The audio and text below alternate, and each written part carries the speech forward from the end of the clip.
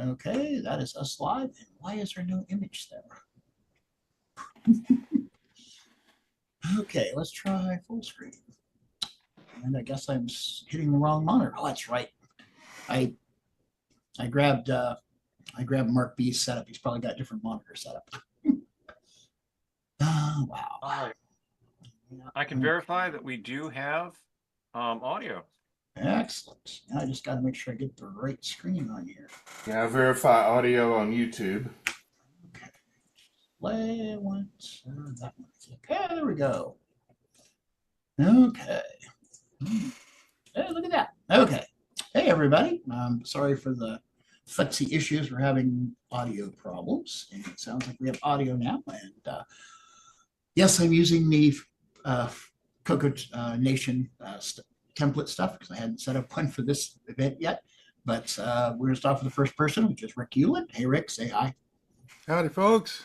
Hey, there's Rick. Okay, so Rick, let's get this turned over to you because we're burning minutes. So I'm going to go full screen here and go for it, Rick. Okay, I'm not going to see any of this because I didn't bring up a browser because it will make my computer fall down. So let's just go right into it. So I guess first, what the heck is CoCoIO going for? We aren't really a content provider like FujiNet. We don't have anything to offer yet, although someone might do that. But it's also not just an Ethernet chip because that falls into the weeds of trying to get the CoCo to do the housework rather than actually get something done. So I guess just think of it as a software driver, and you're about there. You'll be wrestling with the on-chip data buffer, which is a ring buffer, nice funny little boundary things, but you've got 16K to split between transmit and receive, so you can do things at the speed of the WISNet, not the speed of the CoCo, and then kind of collect things off the buffer when you're done. So that's somewhat helpful. Let's see, we'll go with, if I could find the right way to get there. So our interface is basically this 4 bytes, which fits into our I/O space pretty good. There's a command register that you only touch when you're setting the chip up and never again. And then there are two address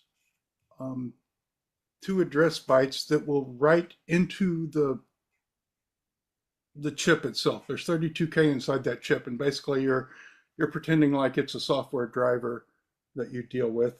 And then there's a data byte, which has a auto increte feature where you can just keep banging bytes to that same address, and they will go to sequential bytes inside of the internal buffer, so you don't have to do a lot of resetting of address and so forth. Kind of handy.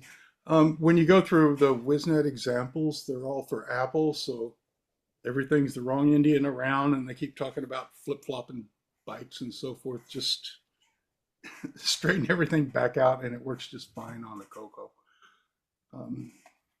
Let's see, I'm getting ahead of my script here. So this is what we actually have. We have command registers. The common registers at the top are for the entire chip. It's your local IP address and gateway, stuff like that, that applies to everybody. And then there are 4 blocks of socket registers. We have 4 allowable sockets, which is, it's kind of handy. They're spaced exactly 100 hex apart. So when you're going through code, if you see that first address you byte to is a 4, 5, 6, 7, you know which socket you're writing to. You don't need to get out of try or anything. And then the same address is after that.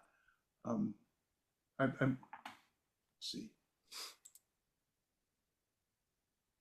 So here are those common registers we were talking about. So you put in a gateway address, a subnet mask, a source hardware. It's almost like you're setting up a driver. Your local IP address, we'll get into some of these things later, but basically, then you have the sets of socket registers. Since you have 4 allowable sockets, you're doing the same thing 4 times. Not every socket has every feature that's mapped into here, especially on the chip we're using. So for instance, there's no raw mode in socket 3, although there is a place to set raw mode in socket 3. It's just going to fail. But nice and consistent, so you don't have to change your code between things. And I'm not leaving any time for questions. Just butt in, because like I say, I'm kind of winging my way through it right now. Let's see.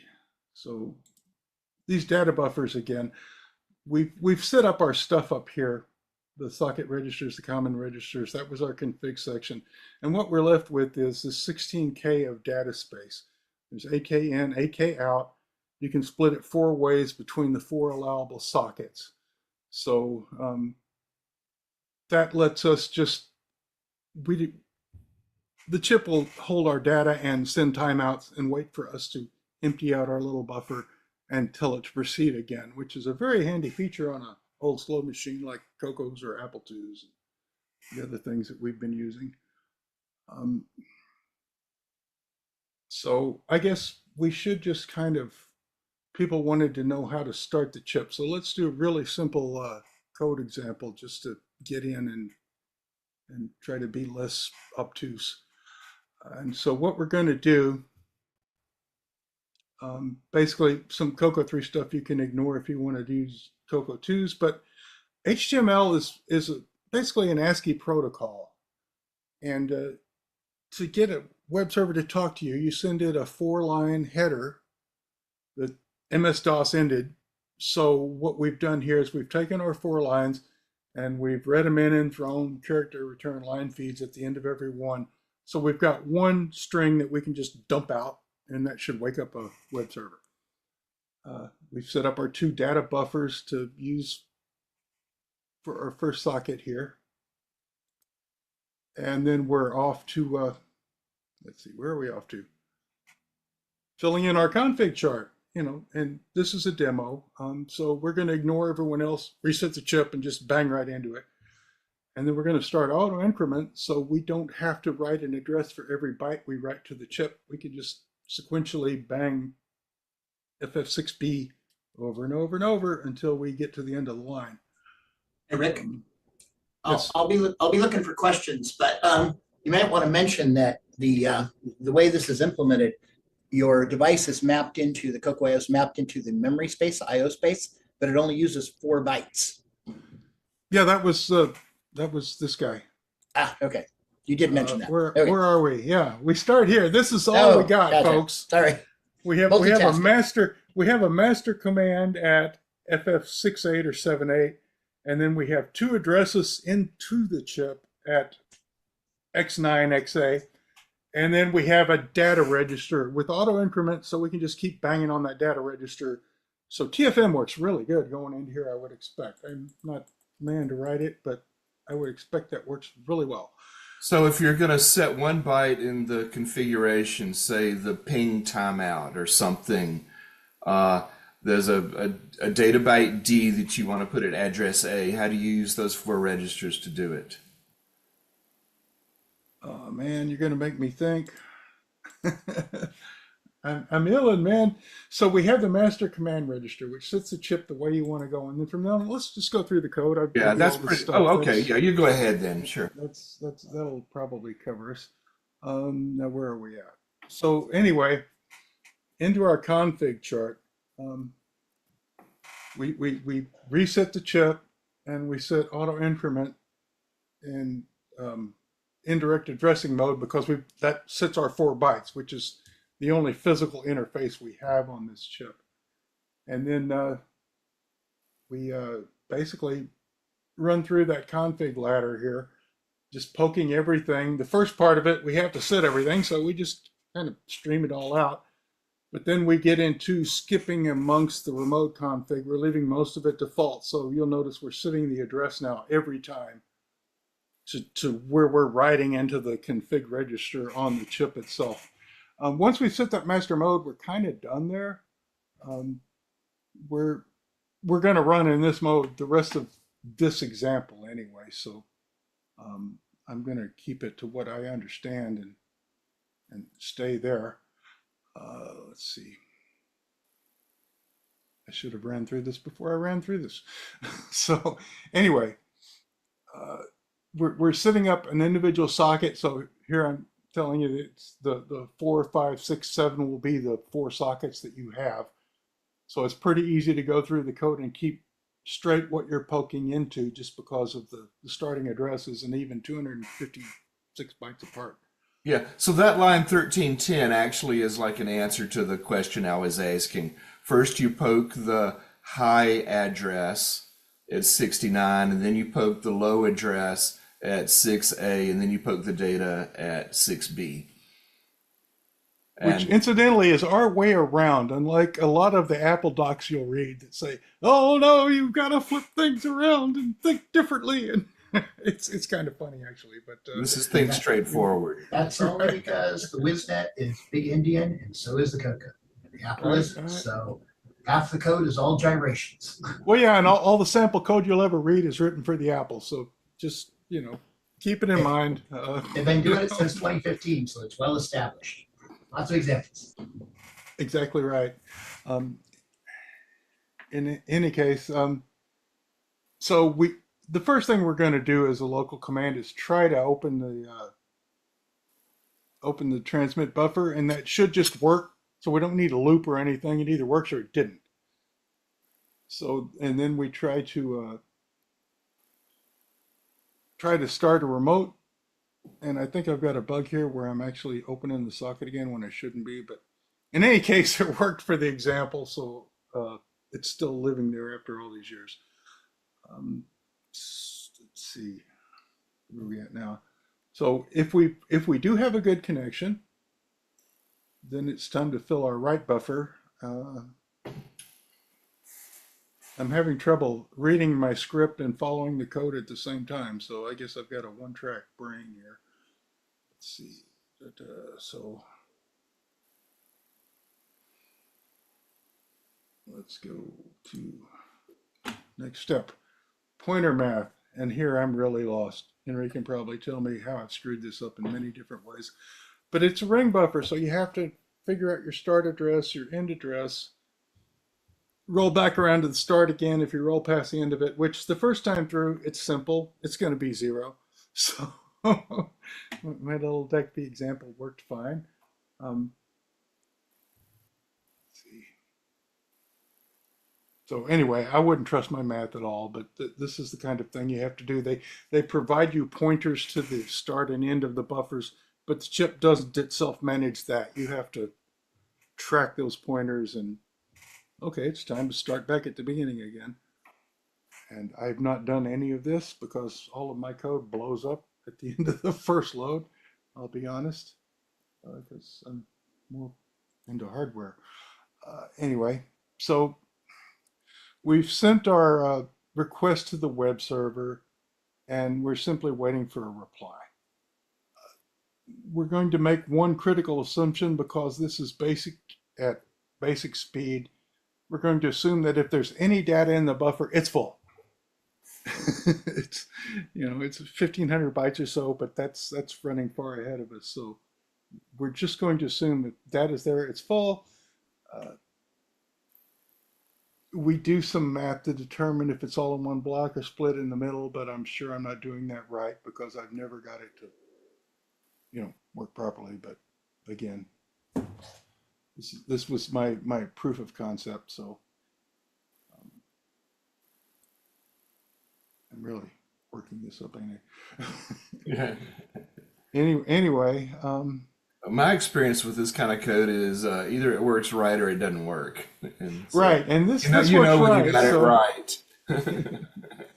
it does in fact work. So anyway, let's see. The failure mode is like when you get to the end of the 2K buffer, you don't wrap around correctly, or Well, something. exactly, because you Stops will at that blast right into the next socket's buffer if you're Things like that, yes. if you're one of the earlier addresses. So WizNet will let you blow up any way you want to blow up.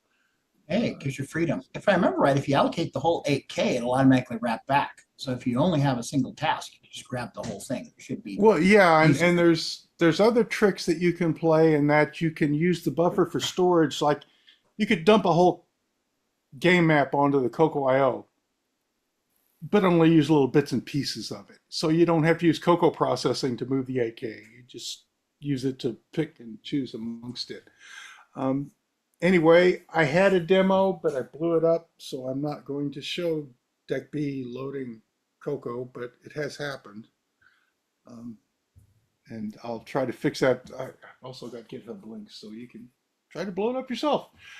But then I wanted to get into not the basic chip, but more of the OS level stuff. And we're again in kind of in the middle. Hey, Rick, Yes. Curtis had a question.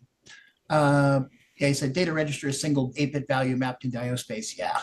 He said also he might have missed this earlier. Is this interrupt driven in any way, or is it polled? We have interrupts available. Not from DECB, obviously. So this little example has just been timing and looping. But you will get a cart signal when anything changes on the chip. So that's if there's stuff in the incoming buffer, or if there's what is it trigger on? Have you played with that at all, Henry? Or yeah, there's a number of things you can ask for interrupts on. You know, if the TCP connection drops, when it's available to send more data out, when more data has arrived. We have not been using that. And none of my OS 9 code uses the interrupts yet. But then we haven't written proper device drivers. We've been doing it our own ad hoc ways from user space. Right. And in my case, everything I write is so slow. I just look at the data buffer size. If it's greater than 0, we're done. You know, it's just a stupid little loop because, like I say, I'm not that sophisticated either. So in any case, here again, we are halfway between raw nothing and complete utilities with Henry's utilities, which give us pretty much the basic functionality without all of the nice bells and whistles wrapped around it. So it gives anyone who wants to play with CoCo networking a lot of room to play. And we'll get into that in a second. But what he's provided for us is really handy. FDHCP will return the IP address, netmask, and gateway from your local router, so you don't have to do the manual effort of finding out what's available and assigning yourself an IP address, yada, yada. Otherwise, fconfig, if you know all these things and you want to set it up quickly, that will accept those values and get you online ricky tick. Then we have the two basic ping and ARP, so you can find out who's on the network and what their actual MAC address is, which doesn't change, unlike the IP address that might change. So that's kind of a handy thing to know. Let's see, dump, tget, send. I mean, you could pretty much write a TFTP, couldn't you, using these? Just kind of little syntactical stuff around it. So again, it's not done, but it's certainly get you there. There is NTP. As far as I know, it's only Greenwich Universal Coordinated Time. So if you're running OS 9, that's fine if that's how you run your clock. Otherwise, you might need a little wrapper to bump the number. And dig, because you can't do anything without getting people's names. So here's the very basic dig. It will succumb to C names and other stuff. So again, you get to write a little wrapper to eat the C name and try the subsequent address and until you get a proper A record. Let's see, I guess what I've done with these basic commands to make OS 9 easier for users, we're starting with the kind of a familiar config here. So I stole everything from Unix. This file will let you just specify your hard-coded addresses if you have them. It will also let you specify DHCP temporarily and leave all of your hard-coded addresses stashed underneath, and they'll be ignored. So just kind of normal Unixy things. I did throw the physical address in here, which I haven't really written in yet, but that's coming soon. OS 9 near you. Let's see. If I run it on the CoCo, well, here's the interfaces file on my actual CoCo. And you'll notice it says DHCP here. So if I run it, we'll get completely different numbers because I'm on a completely different network. So I run my handy little ifconfig utility, and it comes back with what we actually got. And that's what the WizNet is loaded up with for the duration of the run.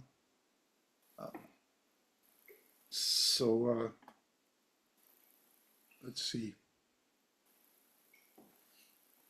Oh yeah, I got a little network tip here. If you've done this and you've gotten these strange numbers and you're going to keep using this router, just put these in your router as a hard set address and use it as if you had. Because the router is going to keep this reservation for you under this MAC address until it's reset. So you can save a lot of time waiting on the CoCo to DHCP itself in by just setting the numbers hard-coded, and if it breaks, go back to DHCP and see where you were sent to again. So a little bit of a CoCo tip I found during my testing here. Let's see where we at. Oh, we went to static, and it did what we had typed in because that's what we told it to do. So that's fairly straightforward. These are all the live demos that I can't get working right now. So we're going to finish this segment up in like 20 minutes. So be thinking of some questions, boys and girls, because I'm going to need some. So the next thing we did was stole from Unix was hosts. And this is used for a couple of different things. The first couple of lines are sort of a local reference to ourselves, since we only use DHCP, the first 4 characters for DHCP, I believe, Henry. This would just be Rick and port would be the 2 machines that showed up on the router. But that's all good. And then we come with the section of hard-coded IP addresses. We aren't going to ask about these. We're going to assume we are right and everyone else is wrong. And so these next 3 are hard-coded, and I'm pretty sure Play Classics was never right because this is a typo. So it's not the new address or the old address. It's just some random address that got typed in. We'll post the correct ones. Sorry about that. The server had to get changed. It has a different IP address now. Do you want the correct IP address? Sure. Yeah, let's put it out there. So. Okay, I just gotta ping it here and see what we get. Where am I this week? So it looks like it's currently, and it is a static IP, it doesn't change. It's 104.254.247.197. And I believe that's fixed on all the GitHub examples in my code. It's just not in this. And it's one. I had to pull this old video out because my demo's broken. The curse of the Microsoft demo. Well, I had to change something at the last minute to make it better because I'm an idiot.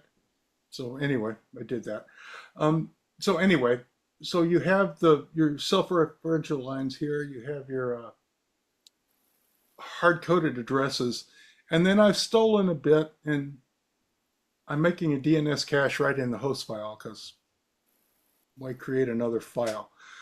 So everything under this comment, which is legal in Unix, I guess, so we still haven't broken the mold completely. These are all things that we looked up with fdig. And fdig will look for an address. It may come back with the C name instead of an A record. These are all technical crap, but here we go.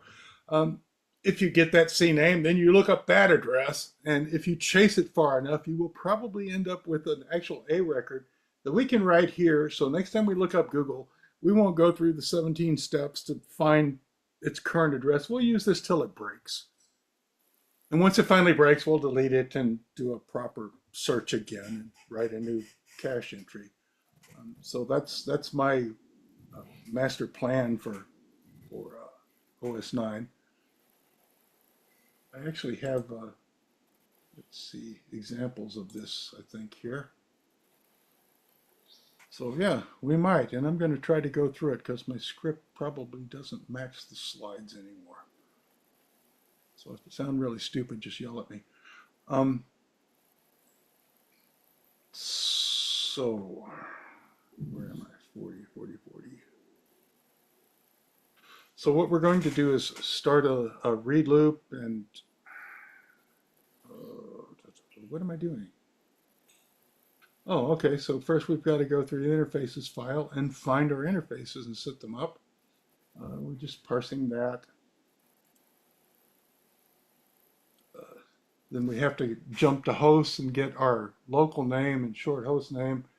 It starts out complicated, but it's actually easier in the end. Now we're going to, man, I should have read through this before I started. 44. So if there's a name in host, we've got to do some ugly string slicing to get our name. We're getting the first 4 characters that are available to us, left string, fhost. And this is all working towards starting up the interface without the user having to do anything. Let's see. And again, I do apologize for being so disorganized. I'm running kind of light on sleep. Anyway, so we have to start a little bit of because the way the Unix files are parsed, you can't just assume that you can run down the file and read line by line.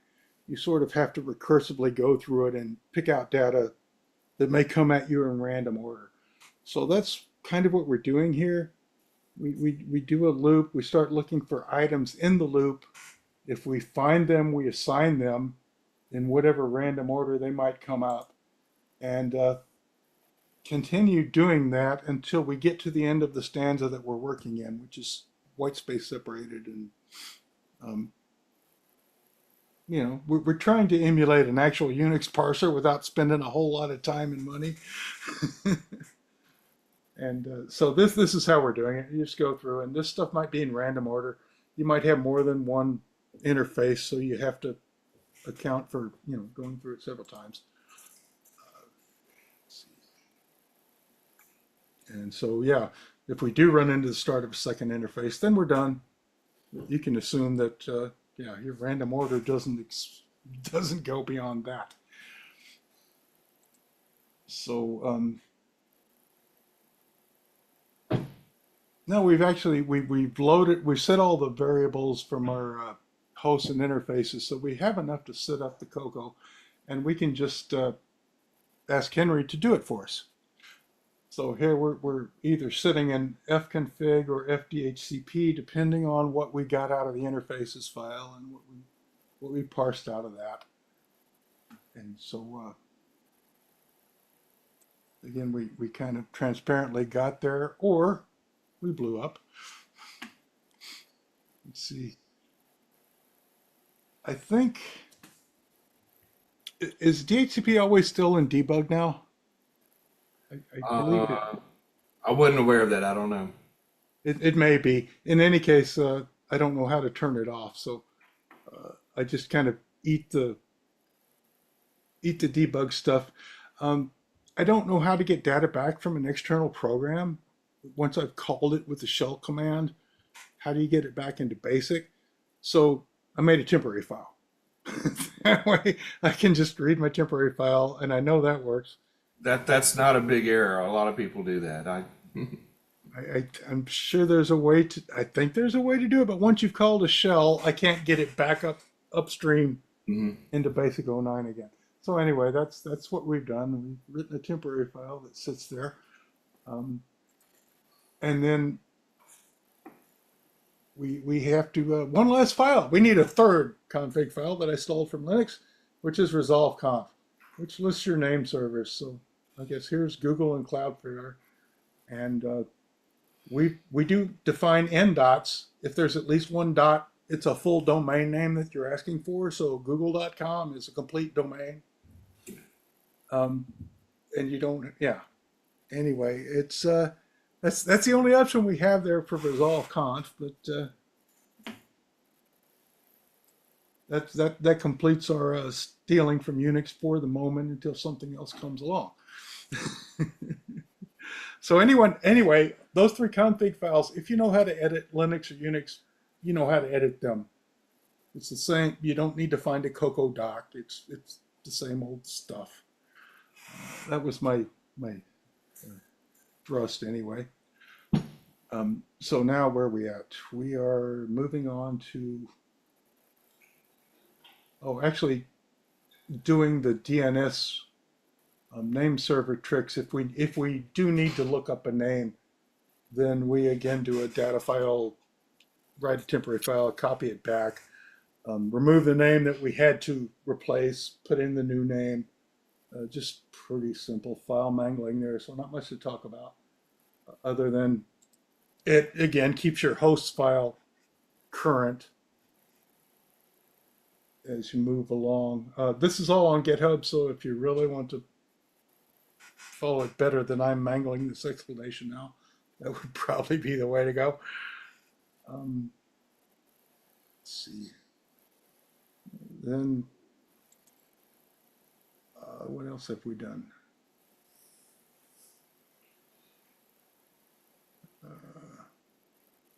Oh, yeah, I stumbled across this basic 09 trick, which I've never seen before. Normally, you have to dimension variables and give them a specific type and yada yada. But in basic 09, you can just use a string as a string, just out of thin air. It's not dimensioned, it's not specified, but it works. I think it's a default size 32. Is that right when you do that? It defaults to some kind of string. I assume Yeah. a string 32. I think But, it's 32. I shouldn't. I usually don't speak when I'm not certain, but you can dimension it to be more or less to manage your memory. Well, you can dimension anything. It's just weird that you can use a variable that wasn't dimensioned at all. That's completely not allowable in Basic 09, as far as I know. String your variables are by default float. You can use float variables too without dimensions. Oh, okay. And a string and single letter strings without dimensions. Mm-hmm.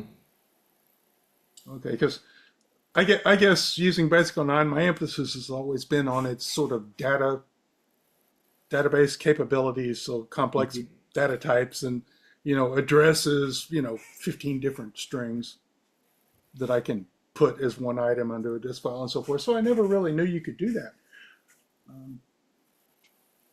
But let's see. I'm going to close with this demo, which recap. That should give us the CoCo booting up. Now, this is someone we haven't talked about. The very first contributor to CoCoIO was Michael Furman. And his concern was the real-time clock, because everybody's worried about our real-time clock. So let's load some minimal fonts and pointers, which, you've got to sit through. Be glad I'm not loading the whole 147 fonts and all of the things that you can do.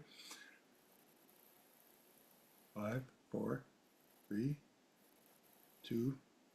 And here is NTP date, the little utility he wrote, which has determined that we are at 10:39. And we've got 40 minutes left to kill. No, you don't. At 10. Oh, okay.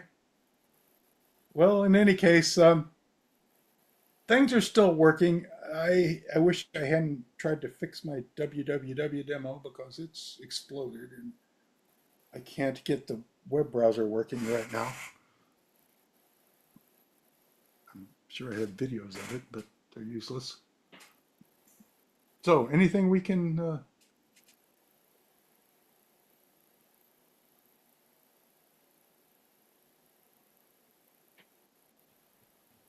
see.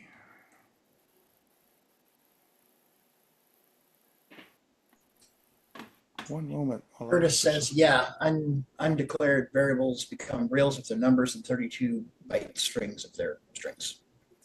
Okay. Okay, so just the A dollar sign becomes a string. Mm-hmm. That's not normally a pattern you would use. Strings are just a name that you've defined as a string. They Exile don't in have dollar Paradise. signs. Exile in Paradise asks, what's next for CoCoIO? I think it's world domination and stealing your personal data. Yes, yes, yes. So my actual physical next step is we're replacing the jumpers, like the write jumper and the address jumper, with a register.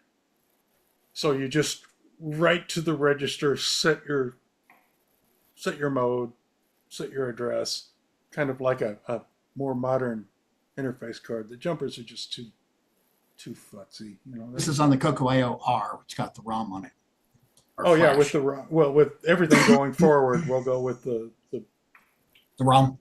bigger, yeah, with an actual buffer for the settings and a little bit more smart, so we can do. I mean, I ran out of gates basically on the old 16v8, so we bumped it up to a 22v10. I'm still resisting using a real chip. Actually, can't afford them, but we won't get into that. So anyway, with the extra stuff available, we're able to set up a register, have 8 status bytes or bits there. So you can turn the write mode on when you want to write and turn it back off when you're done writing and not ask the user to have to do anything. Other than that, not really much. I really want to work on the server side now because I'm not the guy to write CoCo code. Basic 09 is kind of my limit. The little dub demo thing was about as far as smart as I'm going to be.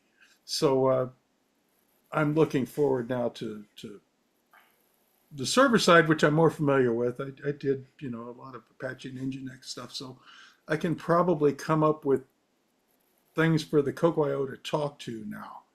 Would be the next thing that I want to accomplish because we're limited. The world has passed us by. It's all HTTPS. We're not going to decode that on a CoCo. I've been playing with little decoder chips. There's no way in hell. So we're going to need.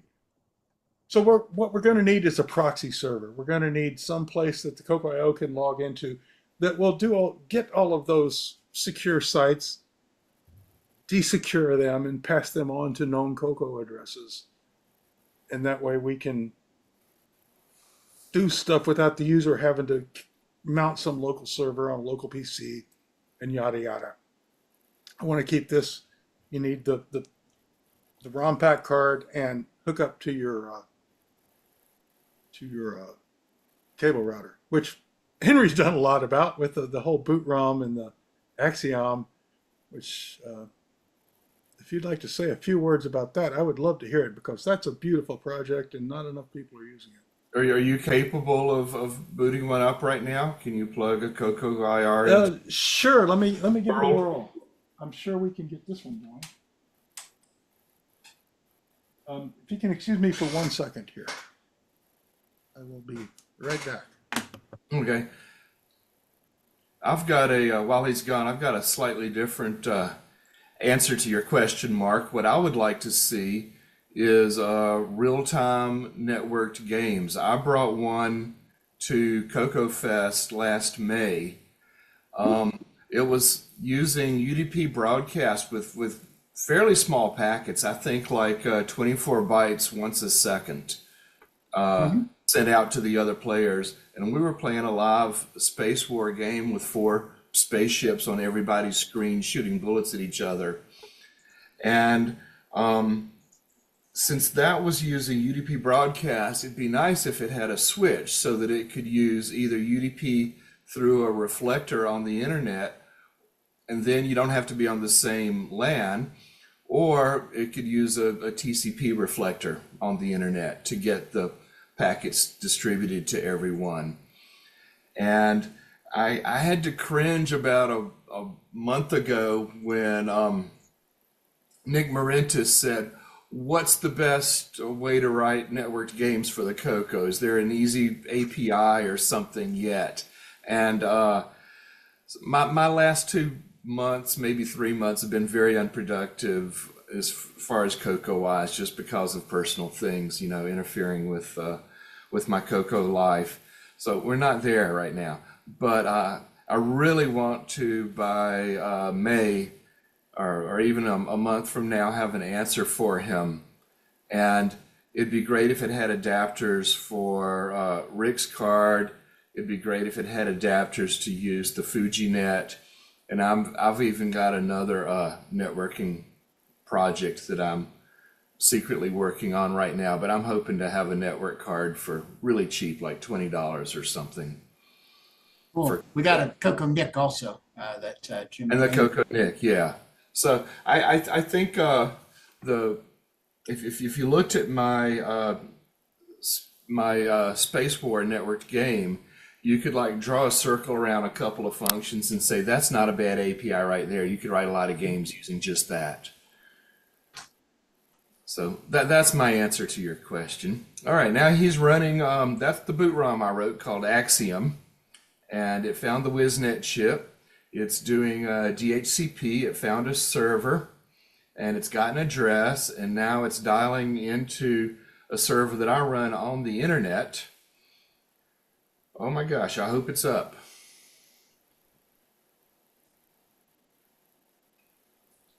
Well, it's a shame if that's the end of our demo right there, because that server should come back and present a menu of lots of different things you can do. Okay, we'll try again. Let's see if it can connect this time. Okay, we got address 130. There we go. Okay, so after ASCII, the boot ROM runs, then Lemma is the name of the code on the server. And it's called Lemma because it's not your end result. The end result is not to run code on a server. It's to run code on your CoCo, and this is just a step to get you there. So there are OS 9s under menu number 30. I kind of used a video text model where you type in numbers to go to frames. The stress tests are the games of life. And well, depending on whether Rick's got a level 1 or a level 2 machine, is this he can, okay, now he's gone to the life viewer. Do number 13, life viewer with statistics. And then he types ampersand to launch the code that's on that page. And I see a frozen screen. I guess the card crashed or something, but you see the start of a game of life. Anyway, all that code got loaded. No, I'm sorry, this is not code loaded. This is the CoCo functioning as a video viewer. The code would actually run on the server that plays the game of life. But and we did this not to, the main reason is we wanted to stress test the CoCoIO card with that. What does Rick want to do next? Okay, we'll try it one more time. Launch number 11, all right. Not a number. Now we got it. Oh, I don't know where the problem is. Sorry, Rick. Try launching on an OS 9 then.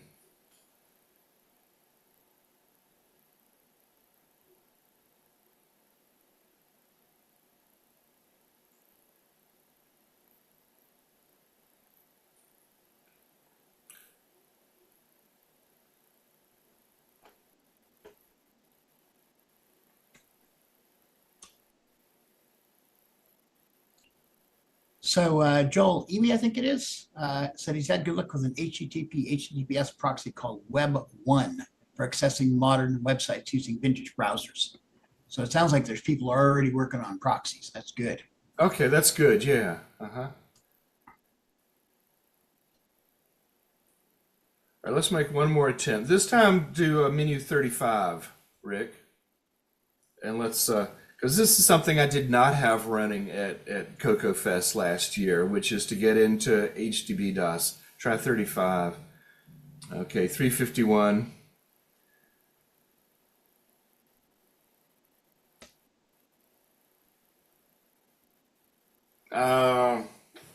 That looks like hardware problems. Sorry about that. It does.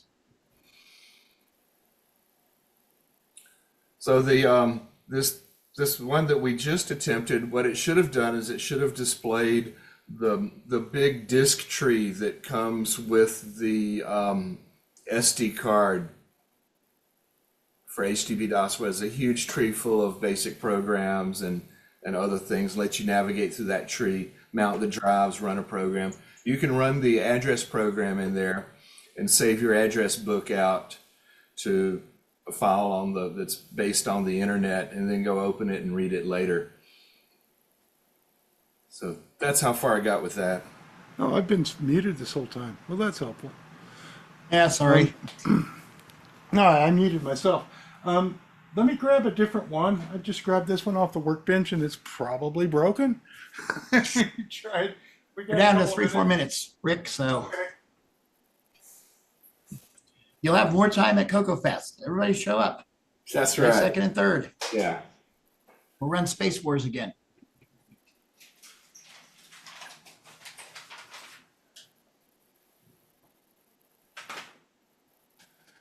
All right. We are back.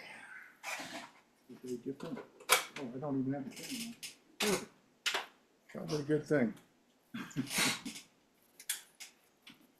This guy. Let's go with. We have Joel in the wings for his presentation on the DS69B video digitizer coming up in just a couple minutes, believe it or not. Sweet. We're going to try this demo again with another random chip off of the desk. I'm going to go to the live demo again Okay. because that's easy and quick. And And that's a diagnostic tool. So Rick, you're not supposed to minimize bad hardware. You're supposed to say, well, it worked in testing. well, it did work in testing. Fatal. What? 4020. What is a what? that should never happen. We did a what? Cool. Well, I've got it did. all kinds of- Oh, I know what's wrong. I know what I need to do, folks. I need to get rid of the SDC, floppy controller. Let's simplify the program here. I have many competing things on the strap multi-pack that could be causing some. There we go. We're going to try it, and if it doesn't work, we die.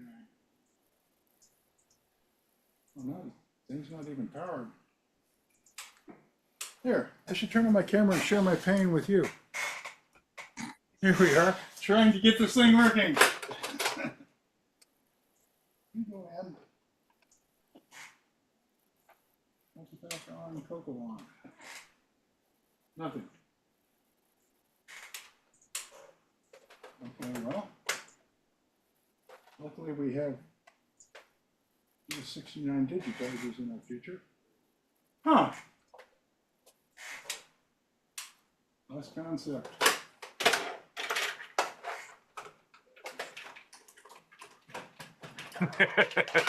Yeah. Yeah. Moving right along, Rick. About ready to grab the big hook. Just put it in raw. There you go. There we go. We're going to give this a shot, and if it doesn't work, we're done. It doesn't work. Okay, well, I don't know what I broke, Sorry, folks. but as we've noted earlier, I broke something. All right. It will be working at CoCoFest.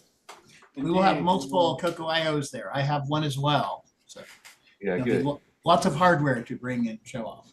Oh yeah, I got all kinds of errors. Now I got a fatal no-whiz. Cool. So yeah, I guess I'll quit running through broken hardware right now because it's obviously not going anywhere. I'll be very happy to watch the DS69 coming up, and we will have things going by the CoCoFest. I hopefully have at least a demo of the new card. I don't know if it's going to be in production by then yet because money. But I'm hoping to get rid of all the flip switches and have some state on board and stuff like that. So. By the way, Rick, Wingnut says that's Ron from Delaware, if I remember right. He says, sorry for what? The fact that you got that far is a huge accomplishment. We got far enough to break it and still have something running. So yeah, I guess that is an accomplishment of sorts. Oh, I never even finished the script. It wasn't saved. That explains a lot.